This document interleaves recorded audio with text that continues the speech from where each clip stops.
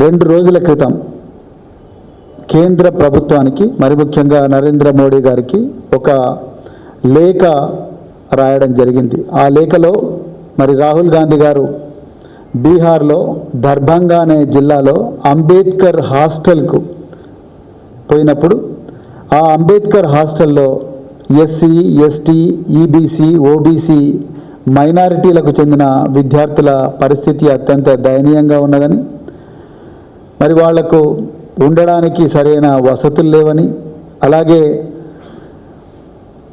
టాయిలెట్ల పరిస్థితి అత్యంత ఘోరంగా ఉందని, తాగడానికి నీళ్లు కూడా సరిగా లేవని, అదేవిధంగా ప్రాపర్ మెస్ ఫెసిలిటీస్ కూడా లేవని, అలాగే లైబ్రరీలకు బుక్కులు లేవని, అలాగే ఇంటర్నెట్ సదుపాయం కూడా లేదని, అలాగే విద్యార్థులకు రావాల్సిన స్కాలర్షిప్స్ ఏవైతే ఉన్నాయో ఒక 2-3 సంవత్సరాల నుంచి రావడం లేదని చెప్పేసి రాహుల్ గాంధీ గారు కేంద్ర ప్రభుత్వానికి లేఖ రాసిండ్రు. మేము ఒక్కటే చెప్పాలనుకున్నాం, అయ్యా రాహుల్ గాంధీ గారు లేఖ బాగానే రాసిండు, కానీ నరేంద్ర మోడీ అడ్రస్తో పాటు సీసీలో రేవంత్ రెడ్డి అడ్రస్ కూడా పెట్టాల్సిందని మేము అనుకుంటున్నాం.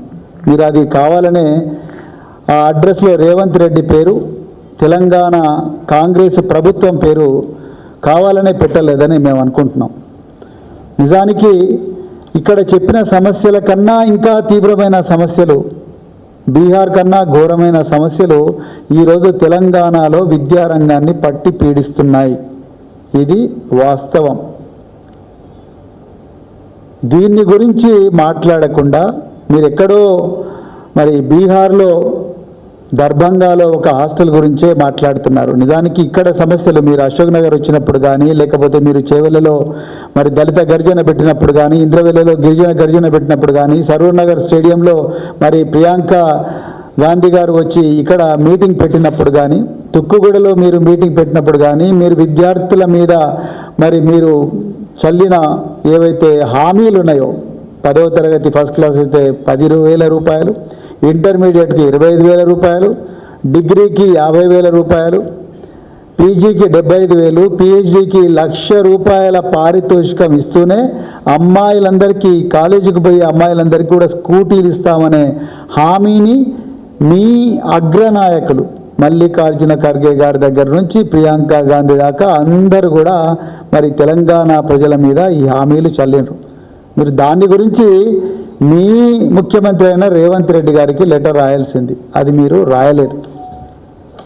మరి ఈరోజు అది చేయకుండా ఇవాళ మీరు ఎక్కడో దేశంలో రకరకాల విద్యా సమస్యల గురించి మాట్లాడుతున్నారు. మరి ఒకనాడు కేసీఆర్ గారి ప్రభుత్వంలో ఎంతో గొప్పగా వెలిగిన విద్యారంగం, దాని గురించి కూడా ఒక 2 నిమిషాలు తెలంగాణ ప్రజల దృష్టికి తీసుకురావాలి. దాని తర్వాత కాంగ్రెస్ పాలనలో ఏ విధంగా ఈ విద్యారంగం అనేది పూర్తిగా నాశనమైందనేది కూడా తెలంగాణ ప్రజలకు చెప్పాల్సిన అవసరం ఈరోజు భారత రాష్ట్ర సమితి మీద ఉందని మేము బలంగా నమ్ముతున్నాం.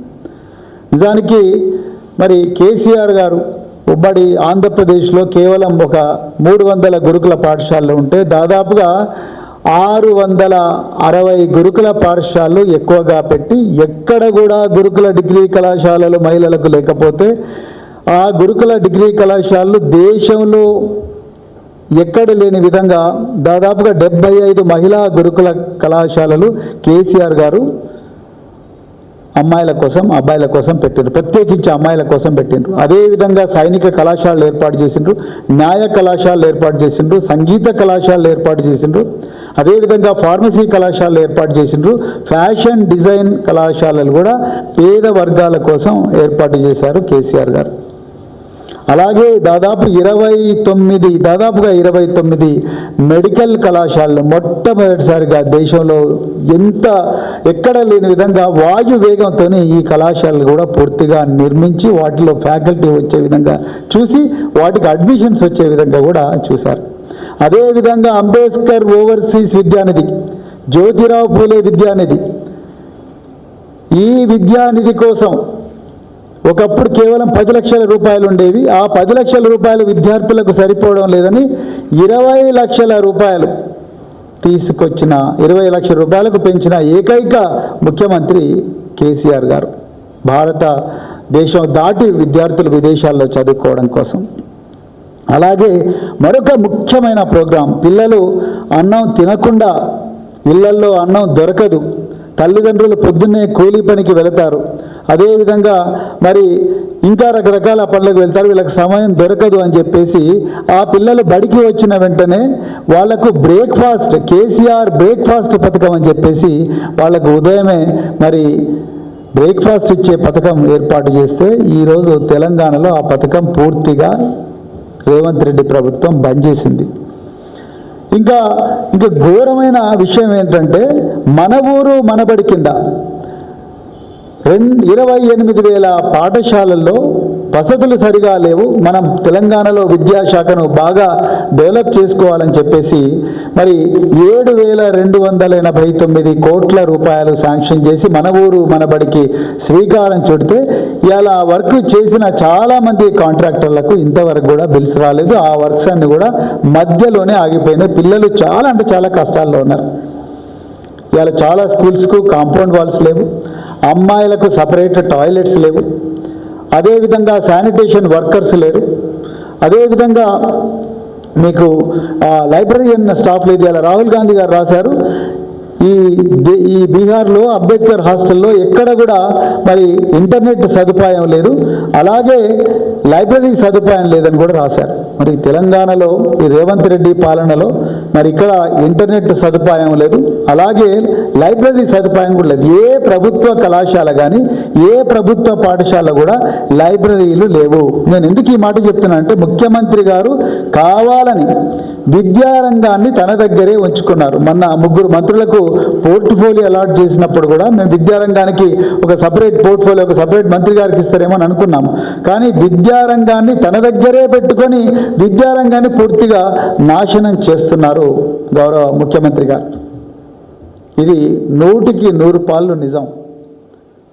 ఇక తెలంగాణ ప్రజల మీద ఇప్పుడు మన కళ్ళ ముందు జరుగుతున్న అతిపెద్ద మోసం ఏంటయ్యా అంటే integrated young India residential schools. ముఖ్యమంత్రి గారు అక్టోబర్ 2024 దసరా పండగ నాడు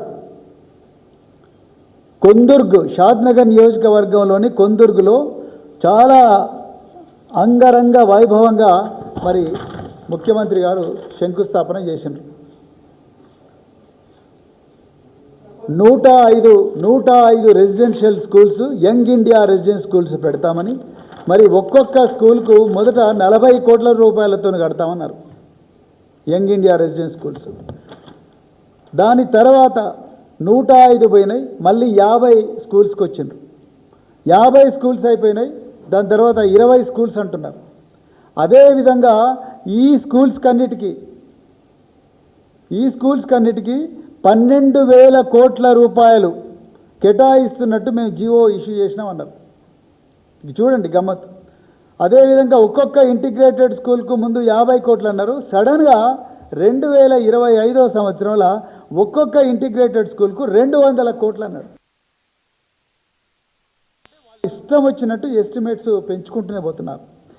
640 మంది విద్యార్థులను ఒక స్కూల్లో పెట్టి వాళ్ళందరి మీద అజమాయిషి చేయడమే వీలు కాదని అనుకుంటే ఇలా 2,560 మంది విద్యార్థులను ఒకటే దగ్గర పెట్టి రేవంత్ రెడ్డి గారు నేను వాళ్ళకు పాఠాలు బోధిస్తా అంటున్నారు. ఇక ఇంతకన్నా ఘోరమే ఉంటుంది. ఒక టీచర్లను పెంచినవా? పెంచలేదు. పెంచినట్టు జీవో ఇచ్చినవా? ఇవ్వలేదు. వార్డర్లను పెంచినవా? పెంచలేదు.